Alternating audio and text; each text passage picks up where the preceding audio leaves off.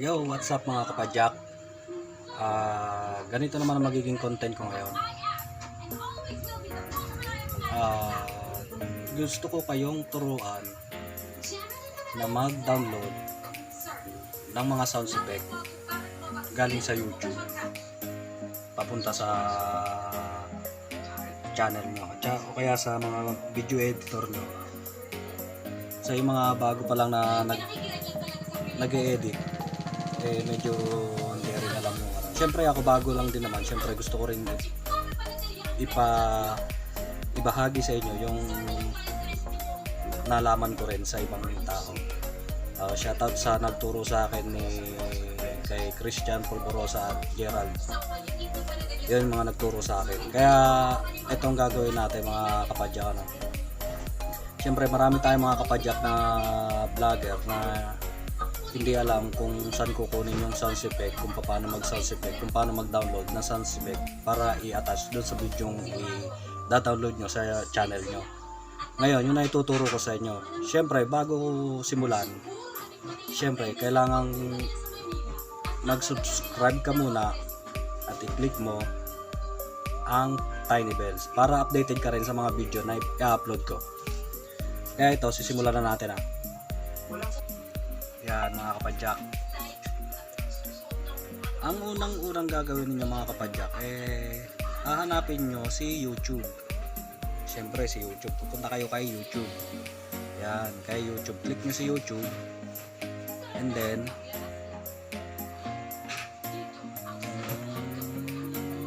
yan. Ikot na siya. Nag-downloading na siya. Yan. Pa si Mang Jun, siyempre kano ko si Mang Jun si Kasatsat din kasi ako. Si Mang Jun kilalang ko. Maiba muna tayo, siyempre doon muna tayo sa ituturo ko sa inyo. Shoutout na lang kay Mang Jun tsaka kay Master Kate. Yan, sesya na Master Kate. Okay, click ang search, sounds effect, copyright. Ayan, no copyright. Yan. Kunwari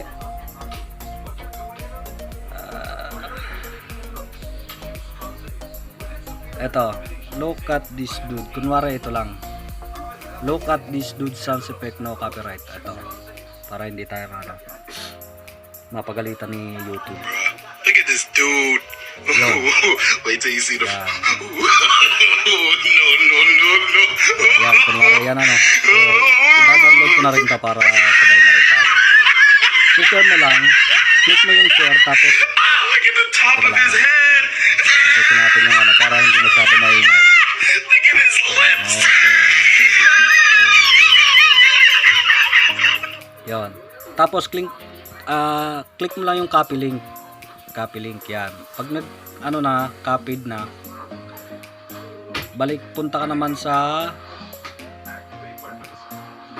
punta ka sa Google. Okay, Google.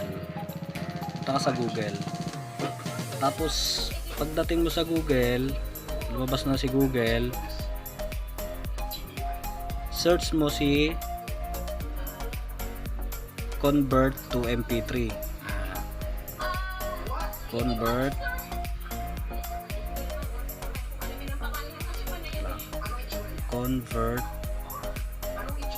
to MP3 yan. Convert to MP3. Click mo lang.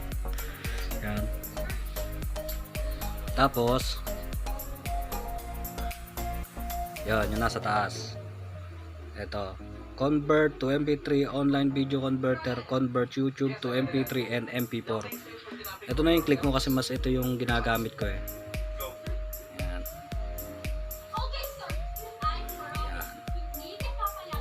Yan, lumabas na siya. Yan ang lalabas dyan. Ngayon, yung ikinapi link mo dun sa YouTube kanina, i-click mo siya naman dito. Ilo-long press mo para lumabas yung link. Dito sa taas ng convert.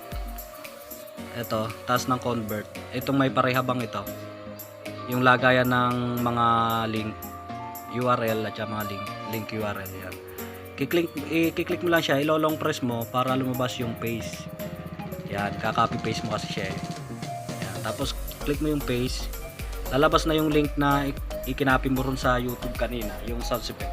Ngayon, kiklik mo naman yung convert dito sa baba. Ito sa baba ng blue, yung ano yan. Yung parang may ano. Yan, kiklik mo lang yung convert. Lalabas yung download MP3. Look at this huge sound effect, no copyright.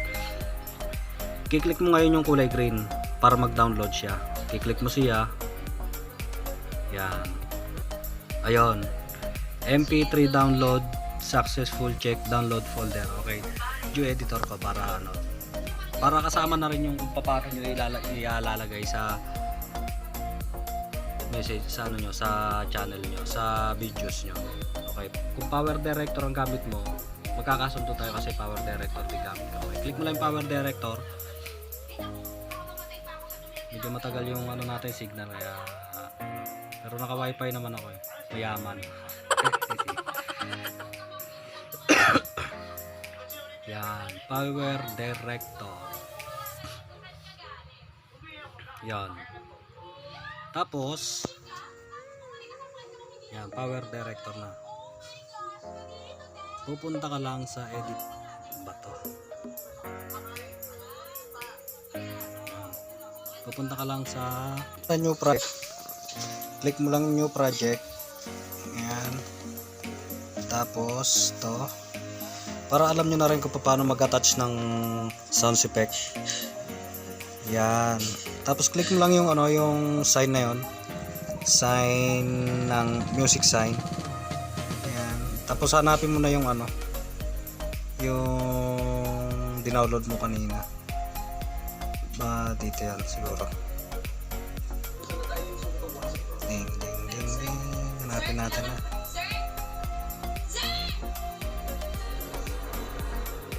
Ito ba yan?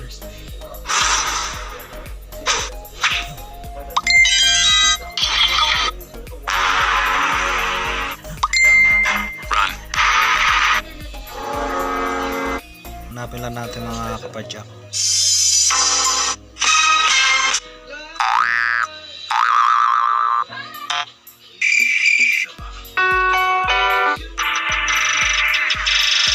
Wala kapadyak ah. Dito sa kabila.